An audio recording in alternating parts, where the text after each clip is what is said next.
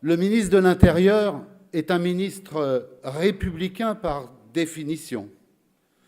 Et je sais que Manuel Valls inscrit son action sur des principes républicains forts, conséquents, cohérents. Cette action nécessite de la durée. Comme la République, il faut s'inscrire dans la durée. Et en l'accueillant ici, dans nos travaux, j'ai en tête des souvenirs personnels. Nous nous connaissons depuis quelques années déjà. Dans le cadre de notre action, d'abord à la région Île-de-France, puis nos échanges politiques. Et puis maintenant, dans la vie de la majorité. Lui comme ministre, moi, Marie-Françoise, Christian, comme député à l'Assemblée nationale, Jean-Pierre Chevènement, comme sénateur. Cette université d'été, elle vise à ce que nous réfléchissions pour être utile à la gauche, à la majorité, pour aider à la réussite, les yeux ouverts, comme a dit Jean-Pierre Chevènement en apportant son soutien à François Hollande pour l'élection présidentielle. C'est là l'axe de notre action, de notre positionnement.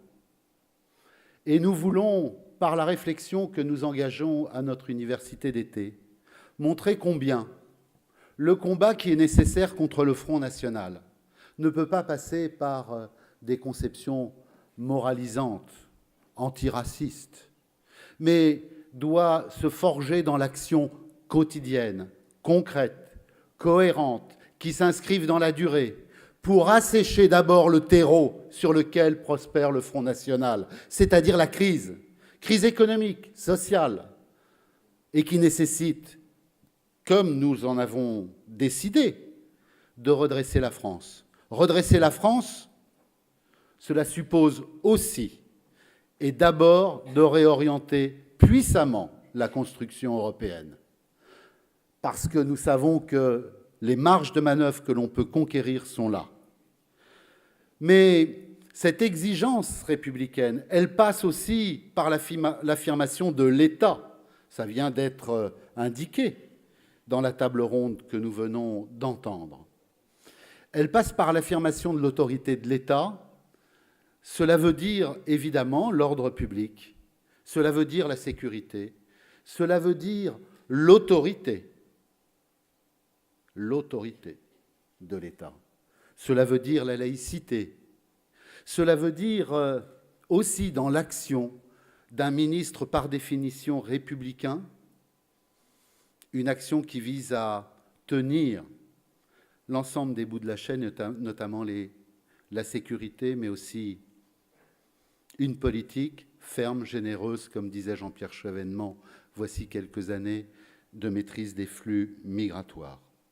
Alors, en souhaitant la bienvenue à Manuel Valls, je veux dire ici, au nom du mouvement républicain et citoyen, combien nous avons de la suite dans les idées.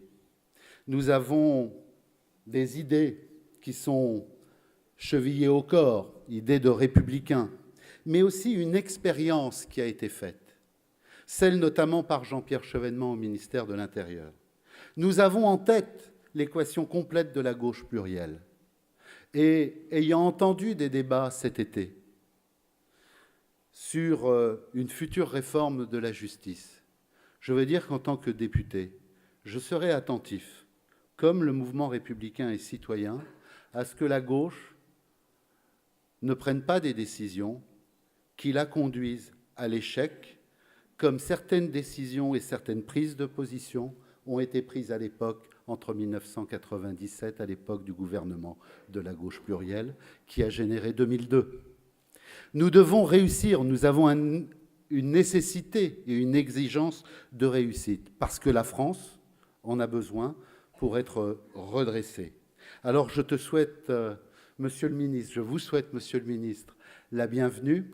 Je veux vous dire, et je suis sûr que ce sera partagé ici, d'abord des mots personnels d'estime et d'amitié, et donc de bienvenue, mais aussi de bienvenue politique devant le mouvement républicain et citoyen qui vous souhaite plein succès dans votre action. Et je dirais que votre action, ton action, Manuel, a le soutien du MRC. Il y a 2 mots seulement, chers camarades. Vous êtes venus très nombreux, je vois beaucoup de gens debout, pas de sièges vides. Vous êtes venus écouter Manuel Valls. Et par conséquent, cher Manuel, monsieur le ministre, c'est toi que nous accueillons. Je veux te dire des mots de chaleureuse bienvenue pour le mouvement républicain et citoyen. Jean-Luc Laurent les a déjà exprimés avant moi. Comme tu as pu le voir à l'occasion de la dernière table ronde, les débats sont animés, ils sont vivants et ils font progresser la réflexion. Parce que ce qu'a dit Sami Nahir a une grande force. La gauche doit parler le langage de la nation, y compris à l'égard de nos compatriotes qui sont venus d'ailleurs. C'est essentiel. La nation n'est pas de droite. Je l'ai dit à Gaël, elle n'est pas de droite. Et l'État non plus, quand il est soutenu par la volonté populaire. Relisons Rousseau, le contrat social, qui est quand même le théoricien de la République. Alors je ne vais pas vous faire de discours, ni sur la vertu, ni sur la fraternité, c'était la première et la deuxième République, ni sur la vérité, c'était la troisième que j'ai encore connue, puisque Mendès France, qui a été quand même l'homme politique qui m'a le plus impressionné, cherchait à établir ce lien entre la politique et la vérité. Mais une chose est sûre aux yeux du mouvement républicain et citoyen, c'est qu'on ne peut pas faire de la politique sans vision, sans courage, sans opiniâtreté. Autrement, on ne fait rien de bon. Gaël Brustier a eu raison de dire que le discours républicain ne doit pas être une incantation, ne doit pas se réfugier dans le verbalisme, il faut le traduire en actes. Que faut-il faire dans un pays comme le nôtre, qui se définit depuis la Révolution française par la citoyenneté? Il faut offrir un projet. Et ce projet, il s'énonce très simplement. Il faut organiser le retour de l'État. Il faut organiser le retour de l'État en Europe, pas en dehors de l'Europe, en Europe, pour inventer l'Europe du XXIe siècle, qui ne peut pas être celle qui a été pensée il y a 70 ans. Donc c'est cela qu'il faut faire. Et notre réflexion ce matin sur la monnaie unique, cet après-midi sur l'alliance des productifs, puis tu as entendu parler de la dépression collective où se débat le pays, qui est effectivement en crise, il faut l'en sortir. Alors, je vais conclure en m'adressant directement à toi. C'est très difficile d'être ministre de l'Intérieur en général. C'est particulièrement difficile dans un gouvernement de gauche. Mais tu es un bon ministre de l'Intérieur. Je crois que tu maîtrises parfaitement ton verbe, ta parole est audible, et c'est très important pour les citoyens, pour qu'ils se sentent en effet rassurés. Ils ont droit à la sécurité, à la tranquillité publique. Chacun le sait, l'insécurité frappe d'abord les plus démunis. Et par conséquent, ce que tu dis a une force particulière, et le gouvernement devrait l'entendre et devrait, je dirais, tenir compte de l'importance de la figure que tu es dès aujourd'hui dans la gauche, parce que organiser le retour de l'État en Europe, je sais d'où tu viens, je me souviens aussi d'un congrès qui devait se tenir au fond de la Bretagne, il y a très longtemps, il y a au moins 20 ou 30 ans. Donc j'admire aussi ton parcours. Mais, là, nous nous sommes compris, je pense qu'il faut des hommes d'État. Je pense que la graine existe et c'est quelque chose de très nécessaire. C'est une chance, il ne faut pas la gaspiller. Nous formons les plus grands vœux pour ton action, très délicate. On a parlé de l'affaire du bijoutier, bon, tout ça pourrait se discuter, mais enfin, la contrainte pénale, bien d'autres choses encore. Bon. Nous pensons que tu tiens le bon cap. hein. Je n'en dis pas plus puisque j'avais promis d'être bref. Donc le mieux est que maintenant, je te cède la parole. Merci Catherine. Chers amis, je vais commencer par là où Jean-Pierre a souhaité me mener il y a un instant, parce que, en effet, les apparences, toujours trompeuses, pourraient laisser croire à un paradoxe. En effet, si l'on m'avait dit que moi, l'ancien rocardien, pire, l'ancien jeune rocardien, je serais un jour l'invité de l'université d'été du MRC, qui n'existait pas à l'époque, mais enfin de Jean-Pierre Chevènement, si l'on m'avait dit que je prendrais la parole après Jean-Pierre Chevènement et après Jean-Luc Laurent, avec qui j'ai eu, oui, quelques débats de fond, même si des liens d'amitié ont toujours existé, et adossé, il le rappelait, à un long parcours commun au Conseil régional d'Île-de-France, si l'on m'avait dit cela, j'aurais peut-être émis quelques doutes. Et pourtant, socialiste depuis 35 ans, je suis là parmi vous, et très heureux de répondre à votre invitation, très heureux de revoir des amis, et très heureux, Catherine, de te retrouver ici en train d'animer avec peu de fermeté le débat qui nous a précédés pour laisser la place à la discussion. C'est donc qu'il y a quelque chose qui nous rapproche, qui nous rassemble, qui nous unit. Et car je ne suis pas là en tant que contradicteur, cela arrive parfois dans les universités d'été, je suis là comme contributeur, comme vous l'êtes au sein de cette majorité qui soutient l'action du président de la République et du gouvernement. Vous l'êtes, je le sais bien, de manière exigeante, loyale, les yeux ouverts, pour reprendre l'expression de Jean-Pierre, pour le redressement de la France, pour la réorientation de l'Europe. C'est le thème de votre université. Ma présence, ce n'est pas un paradoxe. Ma présence est l'expression d'une cohérence de femmes, d'hommes, de gauche, profondément attachés à la République. La République, on vient d'en parler il y a un instant, ce joli mot, ce grand mot, somme de tant de promesses et de tant d'exigences, qui a fait vibrer notre peuple, mais qui a fait et qui fait toujours vibrer les peuples dans le monde. Ce mot, comme celui de nation, ne sont pas, contrairement à une petite musique que l'on peut entendre, des mots désuets, des mots dépassés.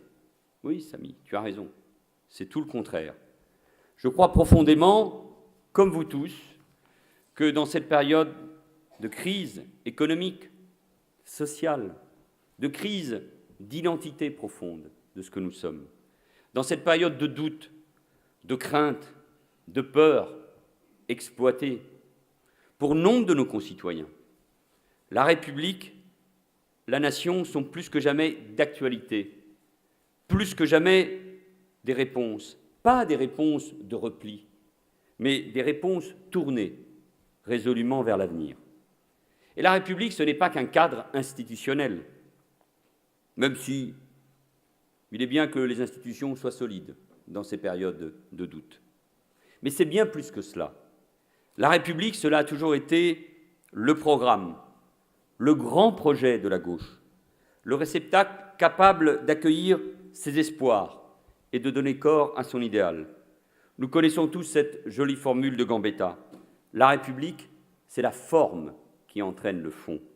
Et la République est un moyen au service de grands principes qui ne sont pas négociables. Et il ne faut pas transiger sur ces principes. La République que nous voulons, la République que nous aimons, c'est donc une République intransigeante. Et cette République intransigeante, c'est l'ordre tout autant que le progrès. C'est la synthèse entre Jaurès et Clémenceau. Pendant trop longtemps, et encore aujourd'hui, même si, dans une moindre mesure, j'ose l'espérer, mais parfois, dans les débats estivaux, j'ai eu le sentiment que ça revenait. La gauche a alimenté cette vision qui voulait que les deux termes soient opposés. Cette opposition n'a pas lieu d'être car sans ordre républicain, aucun progrès social, aucun progrès démocratique n'est envisageable. Dans une société sans ordre, sans règles, Jean-Pierre Chevènement vient de le souligner, ce sont toujours les plus faibles, les plus modestes, les moins informés, qui sont les premiers à pâtir de la situation. Et il faut toujours se le rappeler pour comprendre ce qui est en train de se passer dans notre pays. Et quand on est de gauche, quand on est républicain, on ne peut pas l'accepter. Élu de la banlieue parisienne depuis plus de 25 ans, comme toi, Jean-Luc, élu comme beaucoup d'entre vous de quartiers et de villes populaires, je sais combien l'insécurité, la délinquance, la présence de trafic, l'emprise de la drogue, qui est sans doute l'une des questions majeures que nous ayons à affronter, sont des injustices supplémentaires. Quand elles viennent frapper les quartiers populaires, les couches populaires, qui ont déjà à faire face à tant d'autres difficultés économiques et sociales. L'insécurité se rajoute au chômage, la délinquance se rajoute à l'échec scolaire, la violence en rajoute sur le sentiment d'abandon. Et c'est dans ces quartiers, dans ces territoires, où il faut agir prioritairement. C'est dans ces quartiers, dans ces territoires, qu'une réponse forte de l'État est attendue. Être de gauche, et je le dis à tous ceux qui parfois, peu nombreux, mais peuvent s'interroger sur la politique que nous menons dans ce domaine-là. La gauche, elle doit d'abord penser à ceux qui souffrent.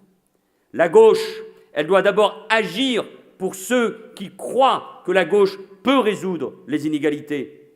La gauche, elle doit, en matière de sécurité, assumer pleinement, parce que, encore une fois, c'est l'ordre qui est la condition première du progrès et de la démocratie. Et parce que parfois, nous l'avons oublié, eh bien, il y a eu le 21 avril 2002. Parce que nous l'avons oublié, nous avons laissé des pans entières des couches populaires se tourner vers le Front National.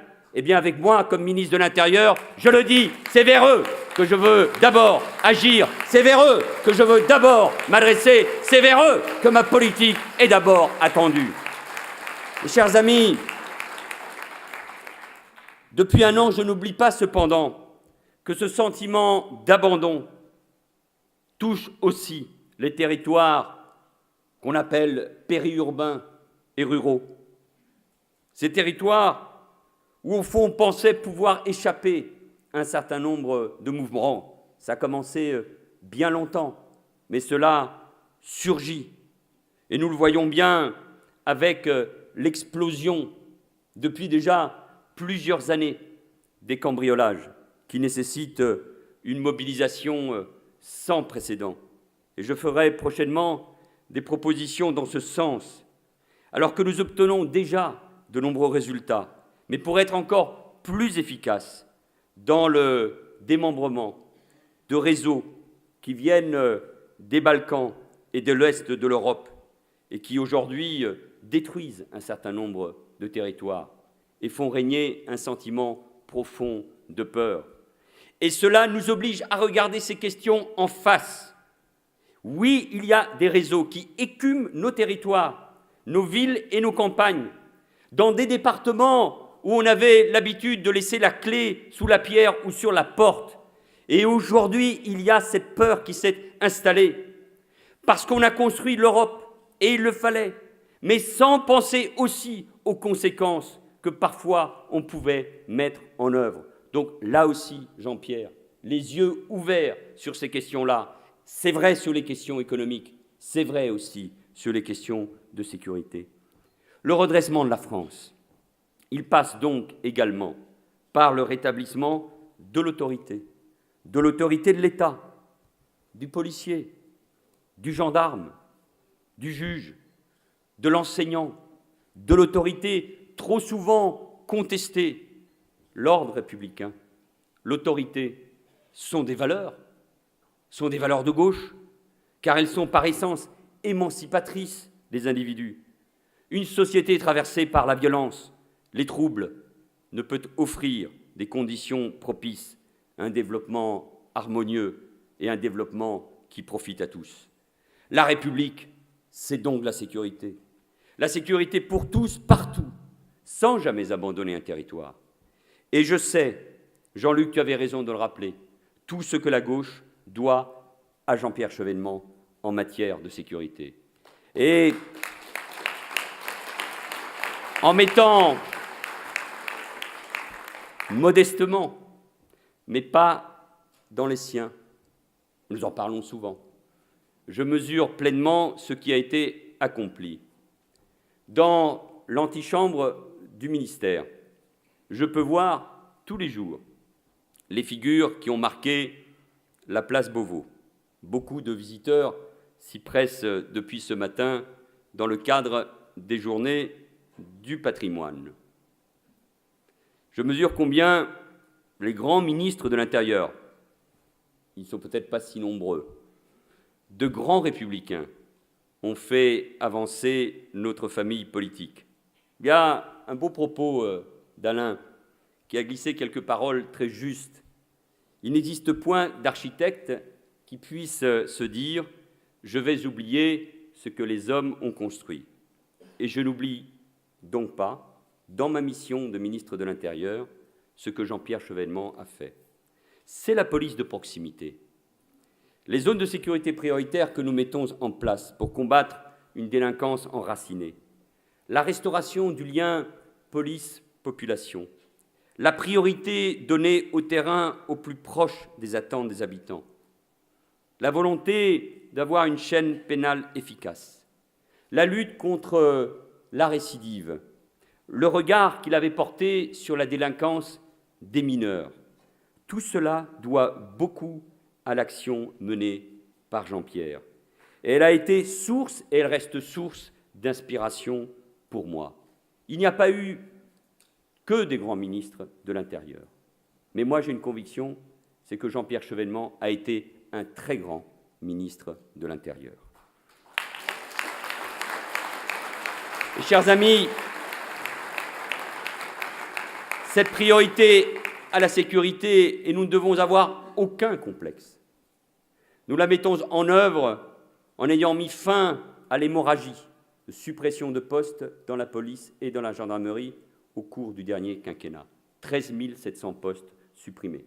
Nous avons décidé non seulement de remplacer tous les départs à la retraite, de créer des postes supplémentaires, modestement, 500 par an à partir de cette année, mais aussi de réorienter les priorités des forces de l'ordre vers les violences aux personnes, notamment les violences faites aux femmes, les cambriolages, le trafic de drogue. Nous avons mis fin à cette politique du chiffre pour nous donner d'abord des objectifs en matière de résultats. Nous ne voulons pas polémiquer en permanence sur des statistiques qui ont été biaisées pendant des années. Et à partir de 2004, ce sont 130 000 faits par an qui ont disparu des statistiques officielles. La violence, elle est présente dans la société, c'est un fait. Elle est présente aussi, et c'est un des drames que nous vivons dans les familles. Je ne cacherai jamais cette réalité, cette violence. Il faut la nommer pour mieux la combattre. Mais nous n'avons, ça c'est une certitude pour moi, aucun complexe à avoir vis-à-vis d'une droite qui a échoué et qui, au-delà de toutes les lois en matière de sécurité ou en matière de justice qu'elle a fait voter, a échoué. Et si je regrette quelque chose, c'est vrai sur le plan économique, mais c'est vrai aussi sur l'état de la société, c'est qu'il y a 1 an après notre victoire, nous n'ayons pas porté un diagnostic devant la société française sur l'état de cette société que nous avons trouvé, sur les fractures, sur la dépression que vous venez d'évoquer. Et c'est l'honneur de la gauche, et c'est l'honneur de ce gouvernement et de cette majorité que de s'attaquer à cette fracture, à ces fractures qui ont fait tant de mal à la société française. Et c'est pour cela que la sécurité, dans une politique d'ensemble, mais la sécurité d'abord, l'ordre public, doivent être assurés. Il y a tous les jours, évidemment, des faits qui sont là, qui sont présents. qui épouvantent, des actes qui sont le fait de véritables barbares. Quand je vois ce qui se passe à Marseille, dans cette ville qui a été abandonnée pendant des années, pendant des décennies, des quartiers entiers qui n'ont pas reçu la protection de l'État et de la collectivité publique. Je sais qu'il faut, Jean-Luc, du temps pour reconstruire. Mais je sais que nous ne pouvons pas accepter qu'aujourd'hui, dans ces quartiers, et pas seulement à Marseille, on se dispute le trafic de la drogue qui représente plus de 2 milliards d'euros de chiffre d'affaires, si vous me permettez cette expression, en France. Cette drogue qui vient de partout dans le monde, d'Afrique, du Maghreb, d'Afghanistan, d'Amérique latine. C'est un combat majeur que nous ne pouvons mener qu'au niveau mondial et au niveau européen, car il détruit notre jeunesse. Et face à cela, il y a un besoin d'ordre, il y a un besoin de république, il y a un besoin d'interdit. Et moi, ministre de l'Intérieur, il n'y aura jamais de légalisation du cannabis, parce que c'est ça qui aujourd'hui crée ce trafic, c'est ça qui tue une partie de notre jeunesse, c'est ça qui fait qu'aujourd'hui, des bandes et des gangs s'entretuent pour le contrôle. La gauche, c'est aussi l'ordre, c'est la norme, c'est l'interdit, c'est des principes, c'est des règles, c'est la loi, parce que sans loi, sans principe, sans règles, c'est la jungle qui s'impose, et ce sont toujours les plus faibles, les plus modestes qui en sont les victimes. Ne l'oublions jamais. Mais Jean-Pierre Chevènement, c'est aussi l'expression d'une exigence quant à l'idéal républicain.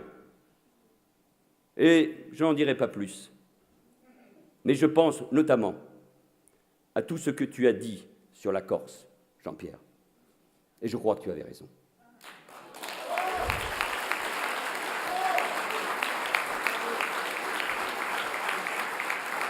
Mais je me souviens aussi, j'étais jeune assistant parlementaire, il y a très longtemps, de son action de ministre de l'Éducation nationale, qui a rétabli l'enseignement de l'éducation civique. Oui, la République intransigeante, c'est aussi la priorité donnée à l'école de la République. Une même école pour tous les enfants de France, dans les villes, dans les quartiers, dans les villages et les campagnes. L'école est un lieu de formation, mais aussi d'élévation et d'émancipation du citoyen. Et il n'y a pas de projet politique de gauche qui ne soit pas un projet éducatif et un projet qui ouvre également des voies d'accès vers la culture. Il nous faut donc réinvestir l'école. Il nous faut investir dans l'école. Et c'est la volonté du président de la République que porte avec tant de conviction Vincent Peillon.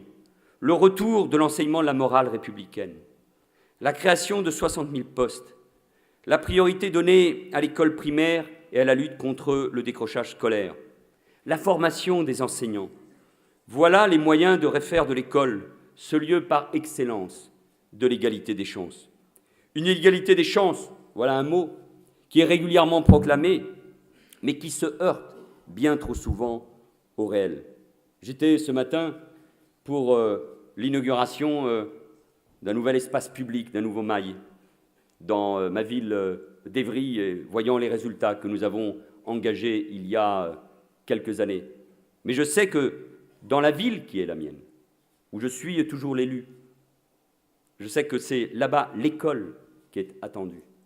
Et comment accepter qu'aujourd'hui, même s'il y a des chiffres qui semblent aller dans le bon sens pour ce qui concerne la maternelle, mais d'une manière générale, un enfant d'ouvrier ait moins de chances de réussir qu'il y ait 30 ans.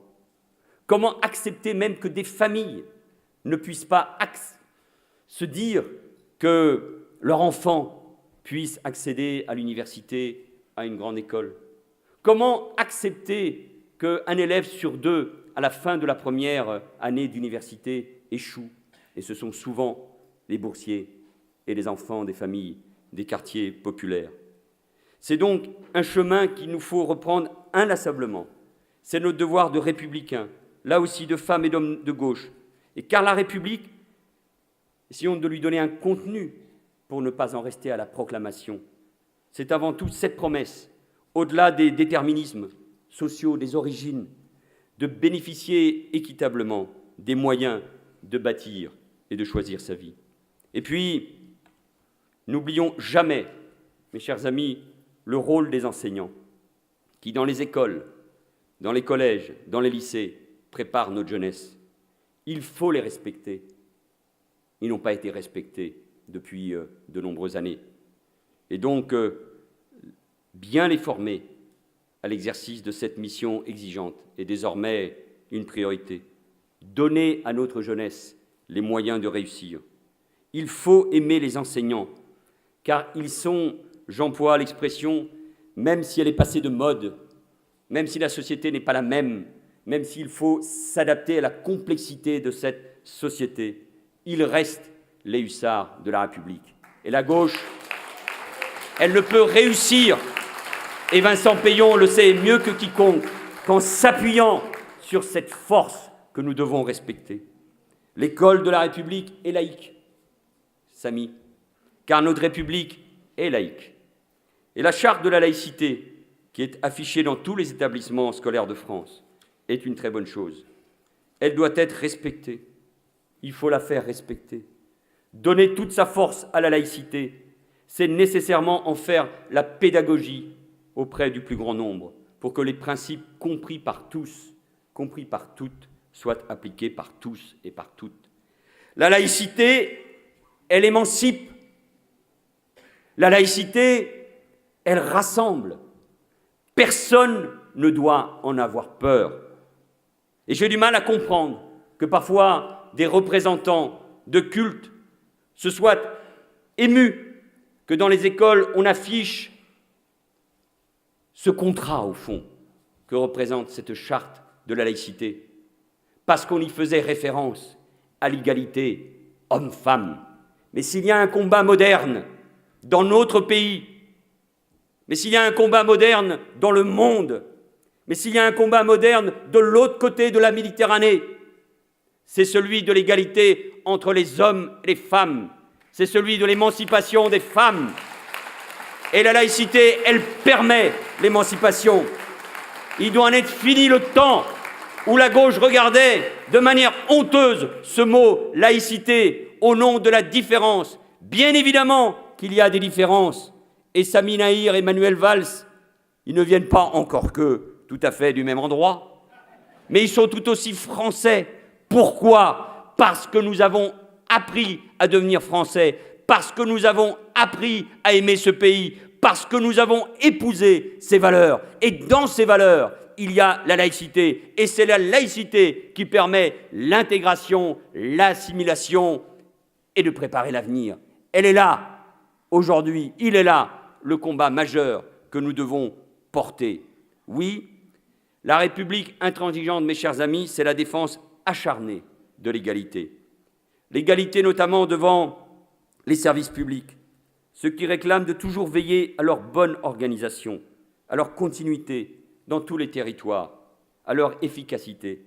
Je suis le ministre de l'État aussi, déconcentré, comme on dit, décentralisé, des préfets et des sous-préfets. Réformer notre État est une nécessité proclamée depuis tant d'années. Une nécessité qu'il faut assumer, car ce sont les personnes avec les ressources les plus modestes qui ont le plus besoin d'un État efficace. Les plus aisés auront toujours la possibilité d'avoir accès aux soins, à l'éducation, au transport. Et parce que nous sommes de gauche, nous refusons cette société où l'argent dicterait sa loi. Il le fait déjà beaucoup trop, entre ceux qui ont et ceux qui n'ont pas. La République, c'est donc l'expression d'une solidarité qui passe bien évidemment par l'impôt, qui doit être juste et expliqué. La République, c'est la solidarité qui fait que les difficultés des uns deviennent la préoccupation de tous. Moi aussi, je crois au retour de l'État, de la puissance publique, et pas uniquement au niveau français. La vague libérale qui a submergé le monde depuis 30 ans a fait des dégâts considérables. Ça ne veut pas dire que nous ne devons pas être de bons gestionnaires, mais l'État, les services publics, leur réorganisation, je le vois dans le débat sur les sous-préfectures. Nous allons conserver la plupart d'entre elles. Pourquoi pas uniquement au nom de la défense de tel ou tel territoire, mais parce que la sous-préfecture et le sous-préfet, avec sa casquette, sont les symboles de cette présence de l'État. Il doit être davantage tourné vers le développement économique, vers le soutien à l'intercommunalité, dans le domaine industriel ou agricole. Il doit permettre aux intercommunalités de façonner les nouveaux territoires. Mais la France n'est pas un pays comme un autre. La France n'est pas un pays qui accepterait le libéralisme. La France est un pays qui croit en la République, qui croit en l'État, qui croit en sa présence, dans un État qui protège. La demande de protection, elle est majeure, et pas uniquement dans le domaine de l'insécurité. Elle est présente partout. Et les peurs qui aujourd'hui existent dans notre pays, elles sont liées à cette absence de protection, ou plus généralement à ce sentiment d'abandon. La République intransigeante, c'est l'autorité de la loi et le refus de l'arbitraire. C'est tout le sens de l'action que nous avons menée en matière de droit au séjour et de régularisation. Nous avons établi des règles justes, transparentes, uniformes sur l'ensemble du territoire. Ces règles doivent s'appliquer en respectant la dignité de chacun. Elles doivent s'appliquer aussi avec fermeté, car appliquer la loi, c'est la meilleure des voies vers l'apaisement. Tous ces dossiers sont difficiles. Je me rappelle déjà des débats quand Jean-Pierre Chevènement était ministre et en charge de ces questions. Débats nés dès l'été 1997. Ce sont des dossiers difficiles et pour le ministre de l'Intérieur, jamais très agréables à conduire. Regardez le dossier des populations d'origine rome. Nous sommes ici, sur le premier secrétaire fédéral, sur le député européen, cher ami, dans la région Nord-Pas-de-Calais, où ces questions, comme ailleurs, sont présentes. Et nous sommes en train, avec Martine Aubry, de mener une action déterminée sur l'île. Il faut évidemment trouver des solutions, d'abord avec les pays d'origine, et c'est là où l'Europe a une responsabilité majeure. Des milliards de fonds structurels doivent servir non seulement à reconstruire ces pays, mais aussi à intégrer des populations qui ont été très souvent pourchassées. C'est là-bas d'abord qu'il faut trouver des solutions. Et puis, il faut trouver ici, évidemment, des solutions qui ne sont jamais évidentes, sauf pour ceux qui ne connaissent pas ces sujets. Quand je vois les confrontations qui se font jour entre ces campements, qu'aucun d'entre nous ne peut accepter, car l'insalubrité, les problèmes de santé publique, la violence, ils sont souvent présents. Quand on voit que ces campements se dressent le plus souvent face à des quartiers populaires, et où la confrontation, elle est toujours possible. Regardez ce qui s'est passé il y a quelques jours à Vaux-en-Velin, et je reprends cet exemple, je l'avais évoqué à l'université d'été du Parti socialiste à La Rochelle. Ce sont les habitants des quartiers populaires, aux origines diverses, qui ont demandé qu'on évacue ce campement, pas contre les populations, mais parce que ça devenait impossible. Nous ne pouvons pas rajouter de la misère à la misère, sinon nous allons à la confrontation. Et être de gauche, c'est de regarder cela en face, les yeux ouverts, sans jamais nier cette réalité. Parce que si nous nions cette réalité, si nous n'entendons pas les cris de colère des habitants de Lille ou de Roubaix aujourd'hui, dans cette région, mais alors notre discours sur le Front National, sur le fait de devoir le combattre, mais il ne trouvera jamais d'écho, parce que ce sont les habitants qui se sentent abandonnés. Eh bien, ma responsabilité comme ministre de l'Intérieur, oui, c'est de continuer sur les bases d'une circulaire qui a été établie par le Premier ministre, qui prévoit concrètement comment on doit traiter ces questions-là, mais de continuer à évacuer ces campements, parce qu'en France, nous ne pouvons pas accepter, mes chers amis, le retour des bidonvilles. Les bidonvilles, c'est l'indignité, et il n'y a pas de place dans notre pays pour des bidonvilles. Et il faut le dire, et il faut le proclamer. Et puis, la République intransigeante, c'est enfin la possibilité pleine et entière pour ceux qui le souhaitent vraiment, à l'issue d'un parcours d'intégration réussi, de devenir français. Il n'y a pas à tendre beaucoup l'oreille pour entendre les avocats d'une vision étriquée de la nation. Ce n'est pas la mienne, ce n'est pas la vôtre, ce n'est pas celle de la gauche. Car l'idée même de nation nous renvoie à notre révolution et à sa dimension progressiste. Vive la nation! C'est le cri que lancèrent à Valmy les soldats chers à Jean-Pierre Chevènement, défendant la République. La nation est née avec l'expression de la volonté générale issue du peuple. Et tout comme vous, je n'abandonnerai jamais notre drapeau, notre hymne, à ceux qui veulent en faire des boucliers face à je ne sais quelle menace. Je n'abandonnerai jamais l'étendard et la Marseillaise. La gauche, tu as raison, s'est laissé voler cette idée. C'est la gauche qui a inventé la nation. C'est la gauche qui a défendu la République avant que la droite ne s'y rallie. Et nous ne devons jamais l'oublier. J'ai une scène en tête, je la raconte souvent. Il y a 1 an, à Vauvert, terre aujourd'hui du Front National, où des républicains courageux se battent contre ces derniers et contre le député Collard, dans une fête votive. Ce dernier, sachant que j'étais là, et croyant me piéger, organisa les choses de telle manière que lui et une partie de ses amis se mettèrent à chanter la Marseillaise.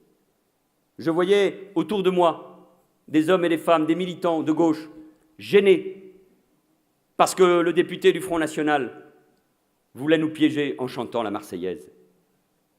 Eh bien moi je chantais la Marseillaise, parce que je l'ai appris. Et toute la place chanta la Marseillaise. Et nous devons chanter la Marseillaise. C'est un chant républicain qui a été chanté partout dans l'Europe du XIXe siècle, quand les peuples voulaient l'émancipation. C'est ce chant encore que nos amis laïcs de Tunisie chantent, proclament, parce que c'est le meilleur drapeau, le meilleur bouclier contre le totalitarisme et les intégrismes. Alors ne l'oublions pas et ne laissons jamais la nation, la République, la laïcité, la Marseillaise à l'extrême droite. Elle ne leur appartient pas, elle nous appartient d'abord. Car mes chers amis, il y a une conception républicaine ouverte de la nation et à l'opposé une vision qui fait de la nationalité le résultat d'un non-choix, l'acceptation d'un déterminisme. C'est la nation de Barès, celle d'un enracinement qui côtoie l'angoisse d'une France qui se pense en déclin. C'est la rhétorique qu'on entend encore beaucoup. Nous voulons une nation ouverte et ramener le nombre de naturalisations au niveau où il était avant que le gouvernement précédent, à partir de 2010, pas de 2002, de 2010, ne décide sans aucun débat, sans aucune loi, sans aucun décret, sans aucune circulaire, sinon par des consignes données oralement ou par écrit sous le signe de la confidence, de le réduire fortement. Ce choix passé, c'est le choix du repli, du déclinisme, du fatalisme. Or, ce qui nous porte, c'est l'optimisme, un optimisme de raison, car la France attend d'atouts. Devenir français, ça doit être une fierté. Accueillir de nouveaux Français, ça doit être une fierté pour eux et pour nous. Nous ne bradons rien. Les conditions pour devenir français sont toujours difficiles. Mais nous devons faire une force de cette volonté d'intégration. Nous devons faire une force de ces nouveaux Français. Et moi, avec vous tous, face à une droite qui aujourd'hui nous accuse de brader, oubliant le message qui a été porté par tant de leurs prédécesseurs, je veux faire de la naturalisation, parce que le président de la République me l'a demandé, là aussi, l'un des étendards de cet optimisme dont notre pays a besoin. Chers amis, être républicain, c'est refuser cette rhétorique qui fait de l'étranger une menace, cette rhétorique qui se cherche des ennemis, des coupables, cette rhétorique sans solution, c'est celle du Front National. Nous devons la combattre. Ce qui veut dire aussi ne laisser à l'extrême droite, je le disais, aucun thème. Et pour ces thèmes sur lesquels elle entend prospérer, apporter nos réponses. Oui, nos réponses. L'un d'entre vous l'a dit à l'occasion de la table ronde. Des réponses républicaines, des réponses de gauche, notre vision du monde et de la France. L'ancien Premier ministre François Fillon a d'ailleurs une définition bien étrange du sectarisme. C'est un nouveau mot qui s'invite dans le débat public. Une vision étrange et pour tout dire choquante de la part d'un ancien Premier ministre qui se proclame héritier du gaullisme et qui a été le compagnon de Philippe Séguin, qui aurait trouvé ce mot sectarisme bien petit, bien rabougri.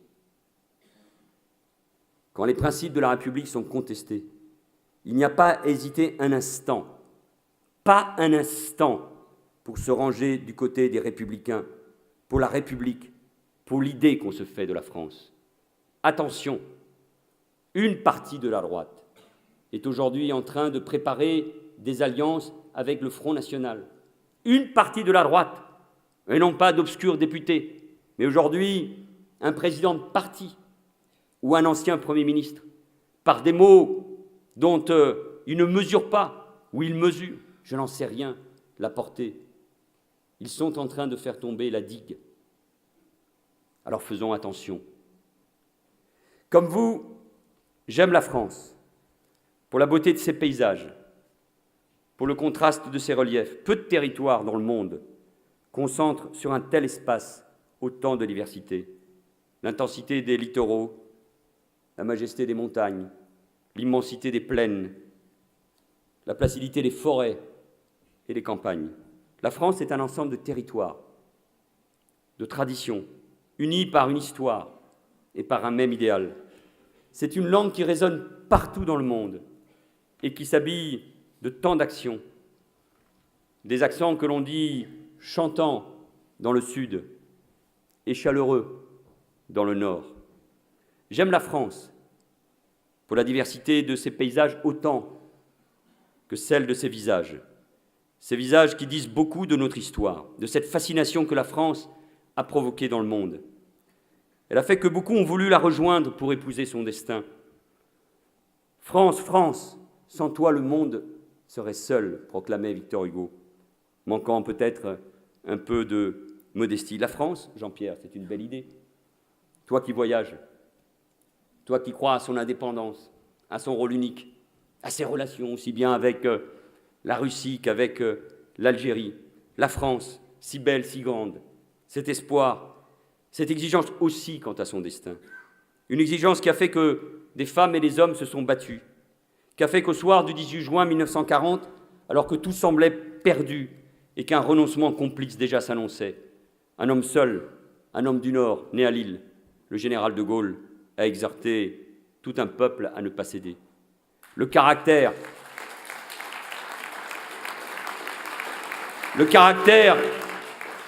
vertu des temps difficiles, disait de Gaulle, et nous devons être déterminés, confiants en nous-mêmes et avoir un peu de caractère pour affronter des questions dans un autre monde, dans un autre contexte, d'une autre nature, bien sûr, mais ô combien difficile.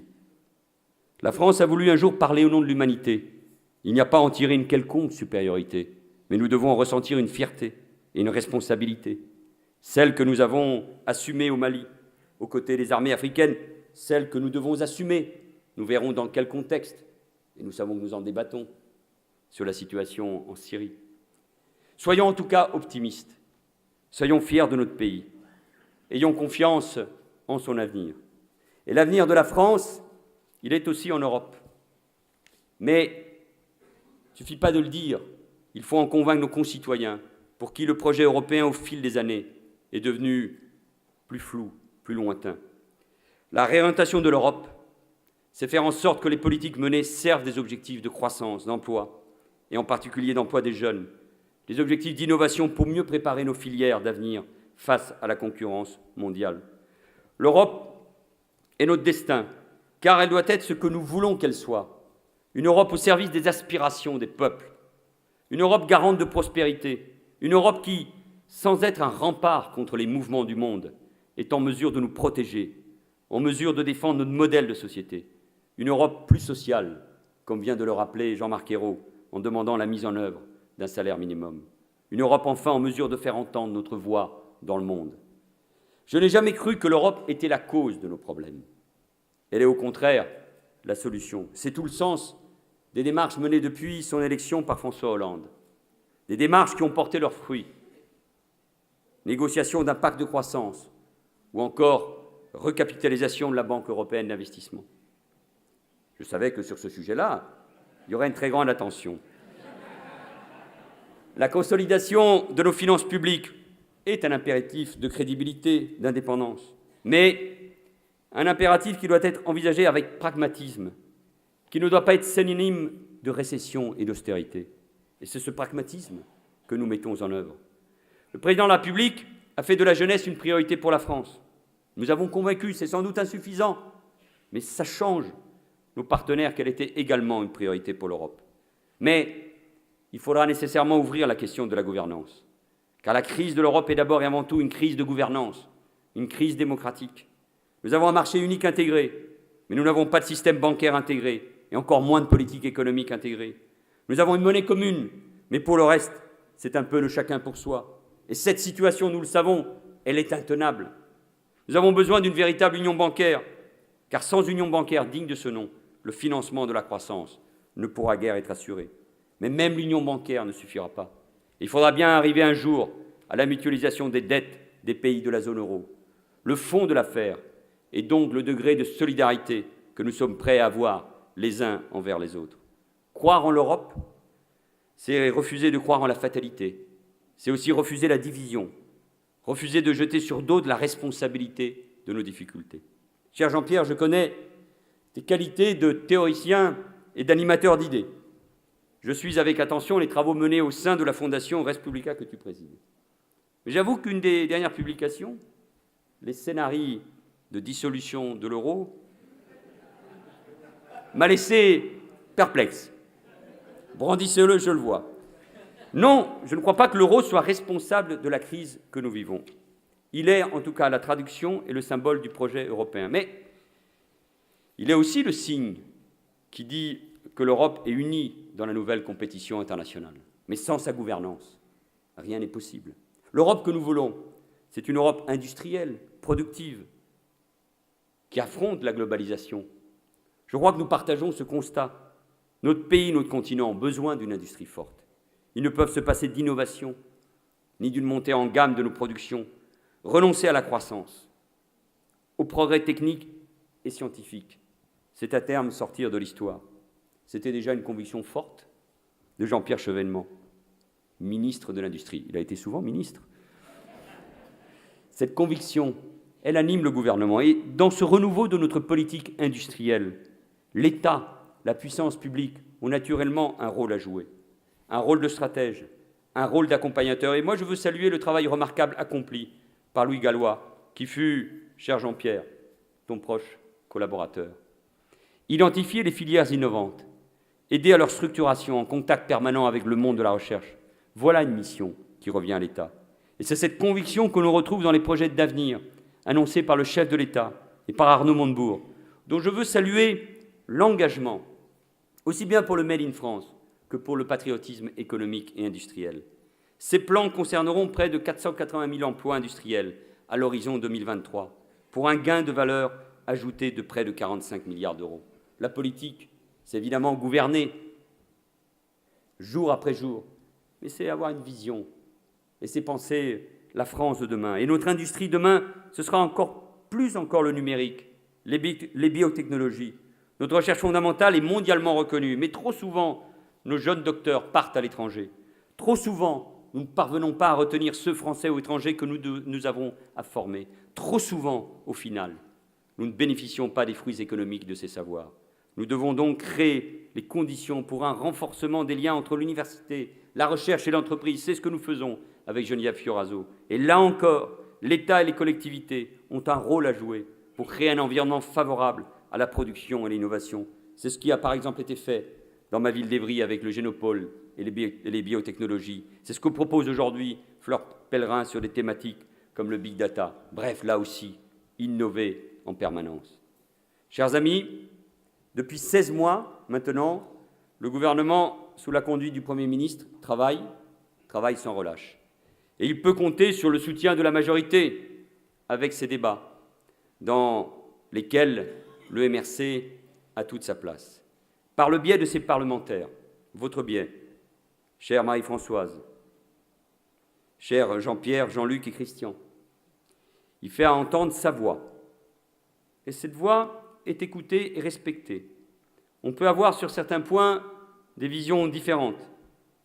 Elles n'en sont pas pour autant, je le crois sincèrement, divergentes. Elles participent d'un même mouvement. La majorité est riche de sa diversité et elle a besoin de la présence du MRC dans ses rangs. Et votre voix, celle de vos parlementaires et de vos élus, celle de votre président, Jean-Luc, celle de Jean-Pierre Chevènement, cette voix, votre voix, elle doit être davantage entendue, car vous alliez la cohérence avec la loyauté. Car vous aimez le débat, et le débat de fond, et vous souhaitez des réorientations, je l'ai bien entendu, mais toujours avec le sens de la responsabilité. Depuis 16 mois, ensemble, cette majorité de gauche travaille au redressement de notre pays. C'est difficile de gouverner dans ces conditions, et François Hollande le rappelle souvent. Si les Français lui ont confié la responsabilité de l'exercice du pouvoir, c'est parce que la situation était évidemment difficile. L'état du pays, vous l'avez décrit depuis hier, l'état du pays est complexe, difficile.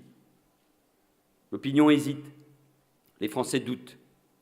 C'est pour ça que nous devons pleinement nous consacrer au redressement de notre République, de ce beau projet, mes chers amis, que nous avons en commun et qui fait que socialiste parmi vous, je me sens si bien. Merci.